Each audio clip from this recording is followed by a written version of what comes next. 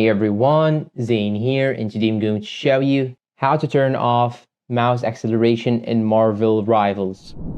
Mouse acceleration in Marvel Rivals can affect your aim in other shooting games badly, so that's why we are making this tutorial. Now, the first thing that you should do is to simply search here for run. Then once you search for run, now you'll have to type %app data %. Then click on OK right here. Then what you should do right now is to simply go back one step. Just click on this option right here, then go to local. Then what you should do right now is to simply search for Marvel, then go to saved, go to config. Then now you'll have to open this folder, Windows. Then you should now open this file right here. And now what you should do is to simply copy the code that I will leave you down below in the description. Make sure to copy this code as displayed right here. Then what you should do right now is to simply save this folder. So click on Control Save or click on this X button, then click on Save. Then what you should do right now is simply right click on it, then go to Properties